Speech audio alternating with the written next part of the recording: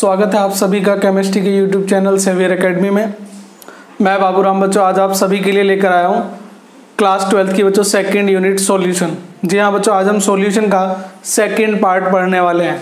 Second part मतलब बच्चों colligative properties of solution, मतलब विलयन के अणुसंख्या गुणधर्म। तो बच्चों मैंने आपको बताया था कि जो विलयन यूनिट होती है आपकी, उसके दो पार्ट बच्चों इंपॉर्टेंट होते हैं। पहला था कंसंट्रेशन टर्म्स, ठीक है बच्चों, कौन सा था?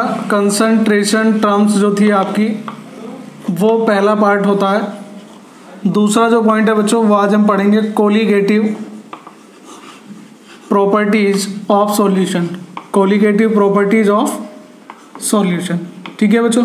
अब कंसंट्रेशन टर्म्स कौन सी थी बच्चों? कंसंट्रेशन जो टर्म्स थी आपकी वो थी बच्चों जैसे मोलर था, मोलल था, मोल प्रभाज, इस तरह की जो बच्चों मोलैरिटी, मोलैलिटी, मोल फ्रैक्शन, ये जो टर्म्स थी ये थी आपकी कंसंट्रेशन टर्म्स।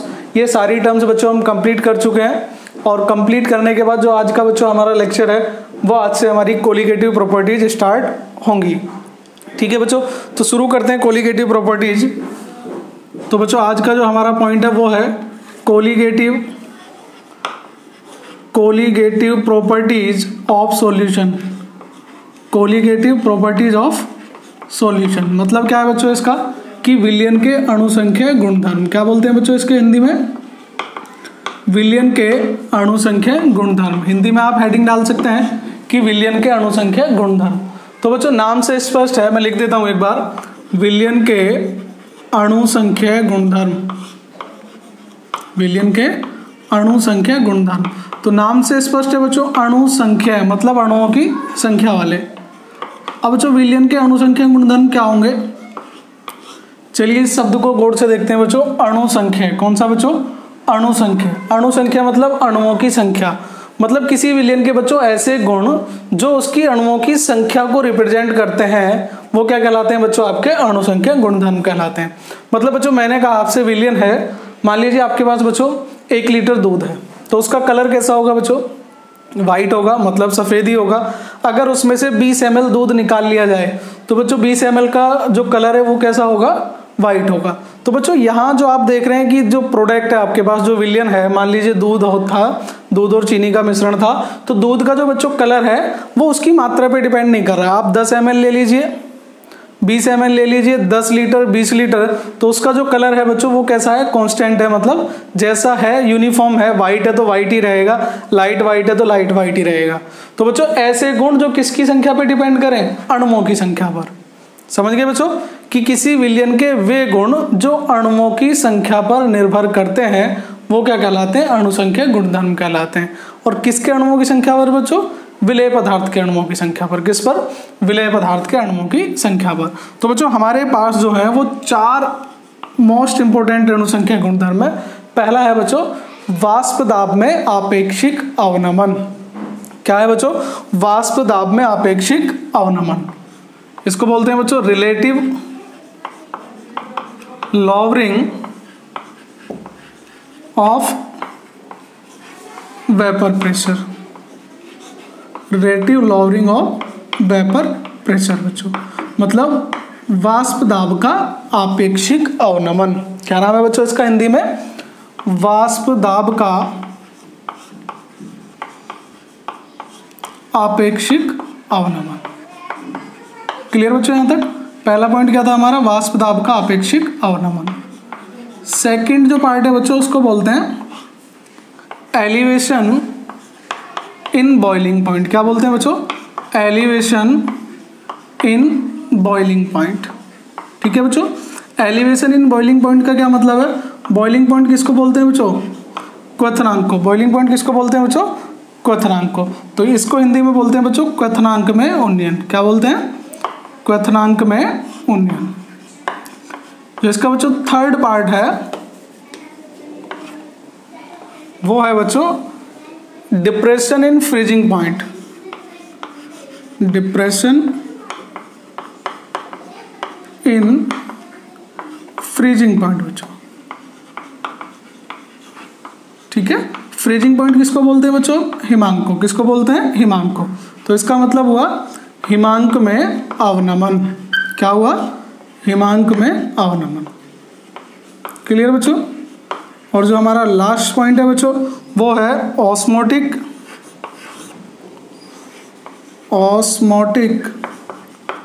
एंड इसको बोलते हैं बच्चों ऑस्मोसिस एंड ऑस्मोटिक प्रेशर। क्या बोलते हैं? Osmotic and osmotic pressure. Clear बच्चों। अब ऑस्मोसिस को बोलते हैं बच्चों परासरण। क्या बोलते हैं? परासरण एवं परासरण दाब। क्लियर बच्चों। तो यहाँ तक हमने जाना कि अणुसंख्या गुणधर्म बच्चों किसको बोलते हैं?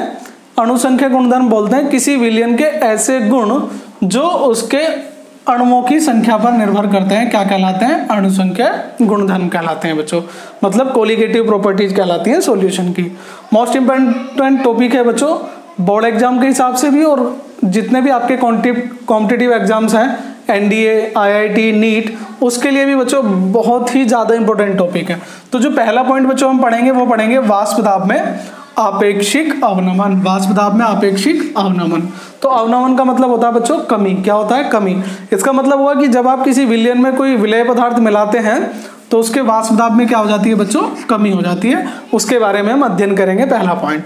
दूसरा जो पॉइंट है बच्चों हम उसके बारे में पढ़ेंगे elevation in boiling point. Boiling point किसको बोलते हैं बच्चों? क्वथनांक को।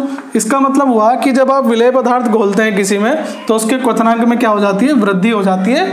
और वो वृद्धि किस पर डिपेंड करती है? उसकी मात्रा पर, मतलब अणुओं की संख्या पर। तीसरा बच्चों हिमांक में क्या हो जाती है? कमी हो जाती है, मतलब उसका जो फ्रीजिंग पॉइंट है वो घट जाता है। नेक्स्ट है बच्चों परासरण एवं परासरण दाब। तो बच्चों 11वीं क्लास में आपने सुना होगा विसरण। क्या सुना था बच्चों? विसरण।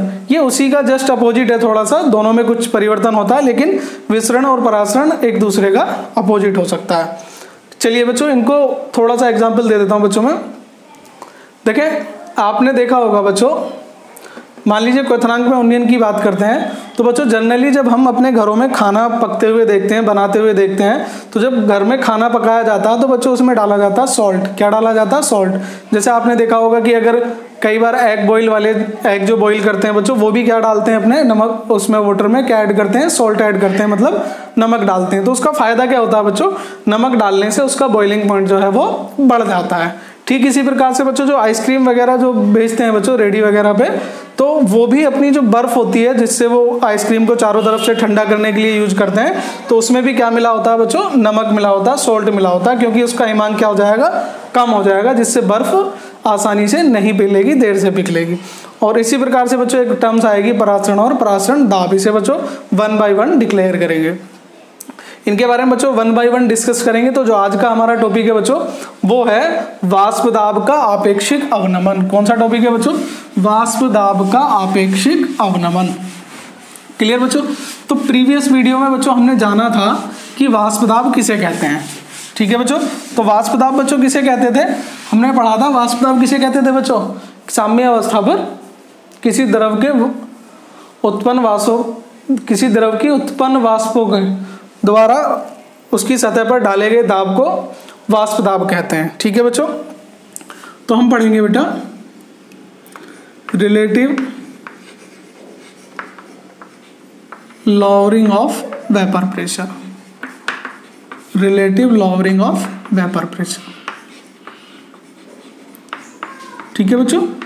तो ये क्या था हमारा? वाष्प दाब में आपेक्षिक अवनमन। ठीक है बच्चों। तो जनरली क्या होता है बच्चों कि जब हम किसी विलायक में कोई विलेय पदार्थ ऐड करते हैं, अवाष्पशील पदार्थ मिलाते हैं, तो उसके वाष्प दाब में क्या हो जाती है? कमी हो जाती है। क्या हो जाती है बच्चों? कमी हो जाती है। अब वो कमी क्यों होती है बच्चों? आपसे पूछा जा सकता है कि जब किसी शुद्ध विलायक में कोई अवाष्पशील पदार्थ मिलाया जाता है तो उसके वाष्प दाब में अवनमन होता है या कमी होती है, क्यों? ये वो क्वेश्चन आपसे पूछा जा चुका है एक बार। तो चलिए क्वेश्चन को समझने का प्रयास करते हैं। पहले मान लीजिए बेटा ये आपका कोई पोर्ट है और इसमें आप केवल आपके पास बच्चों यहाँ पर वाटर है। क्या है? वाटर है। क्लियर बच्चों। तो जब आप इसे गर्म करेंगे, जल को गर्म करेंगे, तो आप देखेंगे बच्चों इस एरिया से गर्म करने के बाद क्या बनेंगी? वेपर्स बननी शुरू हो जाएंगी। क्या शुरू हो जाएंगी बच्चों? वेपर्स बननी शुरू हो जाएंगी। क्लियर। तो अब वेपर्स कहाँ से बनेंगी बच्चों? कंप्लीट एरिया से। किससे बनेंगी? कंप्लीट एरिया से। जितना एरिया ज़्यादा बड़ा होगा उतनी ही वाष्प ज़्यादा बनेंगी। ठीक है बच्चों, तो जितना एरिया ज़्यादा होगा उतनी ही वाष्प ज़्यादा बनेंगी। मान लीजिए अब आपके पास कोई दूसरा है बच्चों, आपने सेम बच्चों वाटर लिया, लेकिन इस बार बच्चों इसमें क्या किया आपने? नमक को डिजोल्व कर दिया। किसको बच्चों? Water plus salt. Water plus salt मतलब ये क्या हो गया? आपका एक सॉल्यूशन है। क्या है बच्चों? सॉल्यूशन है, मतलब विलयन हो गया। तो आपने बच्चों इसमें क्या डिजोल्व कर दिया? नमक। चलिए मैं आपको नमक के पार्टिकल्स दिखाने का प्रयास कर रहा हूँ। ये जो वाइट वाइट आप देख पा रहे हैं बच्चों, अब जो मैं बना रहा हूँ ये किसके पार्टिकल्स हो जाएंगे बच्चों? नमक के पार्टिकल्स हो जाएंगे। किसके पार्टिकल्स हो जाएंगे? नमक के। चलिए उस बात को बच्चों, इसका जो ऊपरी सरफेस है ये वाला, मैं आपको यहाँ से दिखाता हूँ बच्चों। देखिए बच्चों, ये इस बर्तन का ऊपरी सरफेस है। तो यहाँ से बच्चों कंप्लीट सरफेस एरिया से क्या क्रिएट हो रही थी? वाष्प। क्या क्रिएट हो रही थी? वाष्प। लेकिन बच्चों इसमें क्या हुआ? कुछ कण जो है बच्चों ऊपरी सरफेस में, अगर आप देख पाएं, ये जो कण आप देख पा रहे हैं बच्चों, ये किसके हैं? नमक के कण हैं। किसके कण है बच्चों? नमक के। किसके कण है बच्चों? नमक के। ठीक है, तो नमक के कण है बच्चों। नमक की क्या नहीं बनती? वाष्प बनती नहीं है। अगर नमक की वाष्प नहीं बनेगी तो बच्चों ये जो एरिया था जिससे वाष्प बन रही थी वो क्या हो जाएगा? कम हो जाएगा। क्या हो जाएगा बच्चों? आपका कम हो जाएगा। यहाँ तक क्लियर बच्चों? मैंने आपको बताया था कि वाष्प क्या हो जाएंगी बच्चों? आपकी कम हो जाएंगी, मतलब एरिया क्या हो जाएगा? कम। पहले बच्चों कंप्लीट एरिया से वेपर्स बन रही थी, अब क्या हुआ? कुछ एरिया पे क्या आ गए बच्चों? नमक के पार्टिकल्स आ गए। तो जो उसका एरिया था बच्चों वो कैसा हो जाएगा? कम हो जाएगा। तो वाष्प कम एरिया से बनेंगी तो कैसी बनेंगी बच्चों? कम बनेंगी। अगर वाष्प कम बनेंगी तो वाष्प का दाब भी बच्चों कैसा होगा? कम होगा। क्लियर यहाँ तक बच्चों? मैंने क्या बताया था कि वाष्प दाब बच्चों क्या एरिया पे डिपेंड करता है। किस पे डिपेंड करता है? एरिया पे। पहले कंप्लीट एरिया से वेपर्स क्रिएट हो रही थी, अब क्या हुआ? कुछ एरिया नमक ने घेर लिया बच्चों। कुछ एरिया में क्या होंगे? सोल्यूट के पार्टिकल्स होंगे। वो कैसे हैं बच्चों? नॉन वोलेटाइल है। नॉन वोलेटाइल मतलब उनकी वेपर्स नहीं बनेंगी। अगर वेपर्स नहीं बनेंगी तो एरिया क्या हो जाएगा? कम हो जाएगा, और कम एरिया से वाष्प बनेंगे। इसलिए क्या हो जाता है बच्चों? आपका वाष्प दाब क्या हो जाएगा? कम हो जाएगा। क्या हो जाएगा? कम। अगर आपसे कोई एक लाइन में पूछे तो आप बता सकते हैं कि जब किसी विलायक में कोई अवाष्पशील पदार्थ मिलाया जाता है तो पृष्ठ क्षेत्रफल क्या हो जाता है बच्चों? कम हो जाता है। क्या हो जाता है? कम हो जाता है। इसलिए वाष्प दाब में क्या हो जाता है? कमी हो जाती है। चलिए शुरू करते हैं। मान लीजिए बच्चों शुद्ध विलायक का वाष्प दाब, शुद्ध विलायक का वाष्प दाब। तो बच्चों शुद्ध विलायक का वाष्प दाब मैंने लेट कर लिया बच्चों P0। क्या लेट कर लिया? P0। ठीक है बच्चों, माना शुद्ध विलायक का वाष्प दाब जो है बच्चों आपका वो क्या है? P0 है। मतलब शुद्ध विलायक का मतलब क्या हुआ कि इसमें नमक वगैरह कोई भी चीज ऐड नहीं हुई है। क्या है? विलायक। ठीक है बच्चों, और विलयन का वाष्प दाब, विलयन का वाष्प दाब। तो बच्चों विलयन का वाष्प दाब मैंने मान लिया P। क्या मान लिया बच्चों? P, या P मान लीजिए या PS लेट कर लीजिए, जो भी आप सुटेबल समझें। PS मतलब सॉल्यूशन के लिए। ठीक है बच्चों, तो वाष्प दाब में क्या होगा बच्चों? कमी होगी। वाष्प दाब में अवनमन। क्लियर बच्चों? अवनमन का मतलब क्या होगा? वाष्प दाब में क्या होगी? कमी। अब आप ये बताइए बच्चों विलायक का वाष्प दाब ज्यादा होगा या विलयन का? क्योंकि बच्चों विलायक का वाष्प दाब में क्या था? एरिया ज्यादा था, तो वाष्प दाब कैसा होगा? ज्यादा। और विलयन का जो वाष्प दाब था वो कैसा हो जाएगा? कम। इसका मतलब बच्चों क्या हो जाएगा? P0 minus PS। यहां तक क्लियर बच्चों? अच्छा, बात करें वाष्प दाब में आपेक्षिक अवनमन। वाष्प दाब में आपेक्षिक अवनमन। तो बच्चों वाष्प दाब में जो आपेक्षिक अवनमन है वो कितना हो जाएगा आपका? वो हो जाएगा P0 माइनस PS, या P ले लीजिए, P0 माइनस P और डिवाइड बाई P0। क्लियर बच्चों? तो आप देखें बच्चों वाष्प दाब में अवनमन और वाष्प दाब में आपेक्षिक अवनमन दोनों किस पे डिपेंड कर रहे हैं? सॉल्ट पे। सॉल्ट कम होगा, सॉल्ट कम होगा तो पार्टिकल्स कम होंगे, मतलब वाष्प दाब बन सकती हैं, वाष्प ज़्यादा बनेंगी। जितना नमक आप ज़्यादा घोलते चले जाओगे वाष्प दाब उतना ही क्या होता चला जाएगा? कम होता चला जाएगा। इसलिए बच्चों वाष्प दाब में अवनमन और वाष्प दाब में आपेक्षिक अवनमन दोनों क्या हो गए बच्चों? अणु संख्या गुणधर्म हो गए। क्या हो गए बच्चों? अणु संख्या गुणधर्म। क्लियर? यहाँ तक कोई डाउट बच्चों? आगे की तरफ चलते हैं बच्चों। हमने पढ़ा था लास्ट वीडियो में राउल्ट का नियम। क्या पढ़ा था बच्चों? राउल्ट का नियम। क्लियर? तो राउल्ट का नियम किसे कहते हैं? तो बच्चों राउल्ट के नियम अनुसार राउल्ट ने बताया था कि वाष्प दाब में आपेक्षिक अवनमन किसके बराबर होता है? वाष्प दाब में आपेक्षिक अवनमन बराबर होता है बेटा विलेय के मोल प्रभाज के। किसके बराबर होता है? विलेय के मोल प्रभाज के। तो आप लिख सकते हैं कि राउल्ट के नियम अनुसार किसी विलायक के वाष्प दाब में आपेक्षिक अवनमन, किसके बच्चों? विलायक के वाष्प दाब में आपेक्षिक अवनमन विलेय के मोल प्रभाज के बराबर होता है। ऐसा किसने बताया था बच्चों? ऐसा बताया था राउल्ट ने। तो ये हो गया बच्चों आपका वाष्प दाब में आपेक्षिक अवनमन। क्लियर बच्चों? तो वाष्प दाब में आपेक्षिक अवनमन बच्चों कैसा गुण है? अणु संख्या गुणधर्म है। क्यों है? क्योंकि किस पे डिपेंड करता है? विलेय के अणुओं की संख्या पर डिपेंड करता है, नमक के पार्टिकल्स पर डिपेंड करता है। जितने ज्यादा नमक के पार्टिकल्स होंगे उतना ही ज्यादा एरिया कवर्ड कर लेंगे, उतनी ही वाष्प दाब में क्या हो जाएगी? कमी हो जाएगी। तो वाष्प दाब में बच्चों जो कमी है वो किस पे डिपेंड करेगी? सोल्यूट के पार्टिकल्स पर। किस पे डिपेंड करेगी? सोल्यूट के पार्टिकल्स पर, मतलब विलेय पदार्थ की मात्रा पर। ठीक है बच्चों? तो ये था हमारा टॉपिक वाष्प दाब में आपेक्षिक अवनमन। तो बच्चों कई बार इससे कुछ न्यूमेरिकल पोर्शन बनते हैं और वो बनते हैं बच्चों अणुभार ज्ञात करने के लिए। किसके लिए? अणुभार ज्ञात करने के लिए। ठीक है बच्चों? अब अणुभार ज्ञात कैसे करते हैं? चलिए देख लेते हैं बच्चों अणुभार किस तरीके से ज्ञात करते हैं।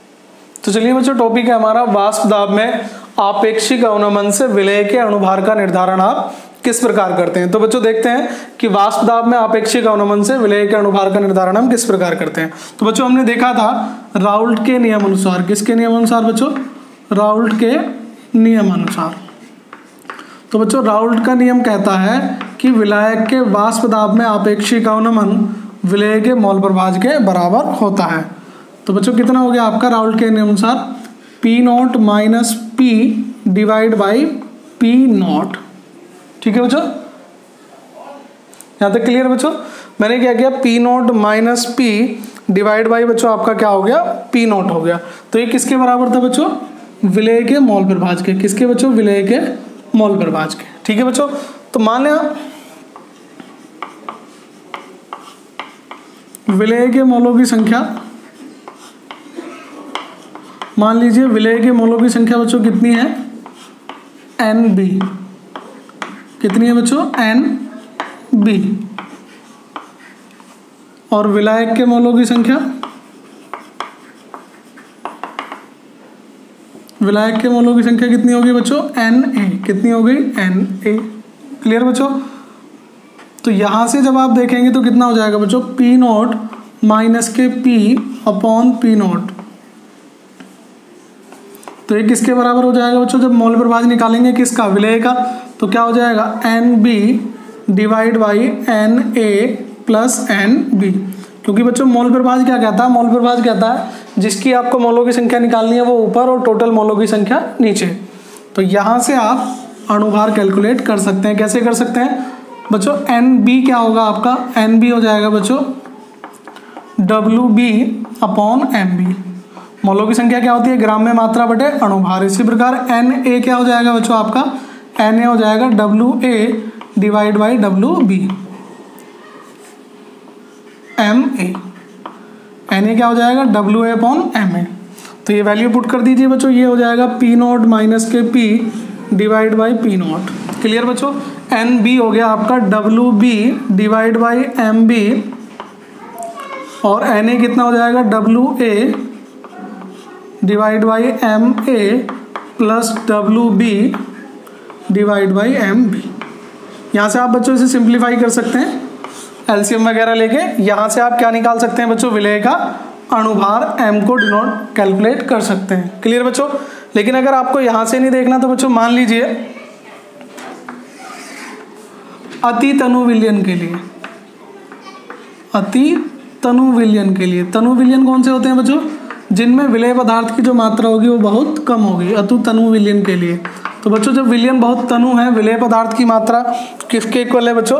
तो WA upon MA less than WB divide by MB। मतलब ये बच्चों इसकी तुलना में बहुत छोटा है। क्लियर। तो हम क्या कर सकते हैं बच्चों, WA divide by MA plus WB divide by MB। तो ये लगभग बच्चों किसके बराबर होगा, लगभग बराबर हो जाएगा WB अपॉन MB। और यही वैल्यू आप यहाँ पुट कर दीजिए तो क्या आ जाएगा बच्चों आपका P नॉट माइनस के P divide by P equal to बच्चों आपका हो जाएगा WB डिवाइड बाई MB। ठीक है बच्चों। और नीचे सॉरी बच्चों हमें क्या निकालना था, विलायक के मोलों की संख्या निकालनी थी। तो बच्चों ये किसके इक्वल हो जाएगा, WA अपॉन MA। किसके इक्वल हो जाएगा, WA अपॉन MA। और ये बच्चों साइन थोड़े से रिवर्सिबल लग गए, WA काफ़ी बड़ा है WB की तुलना में। ठीक है बच्चों। तो ये हो गया P नॉट माइनस के P डिवाइड बाई P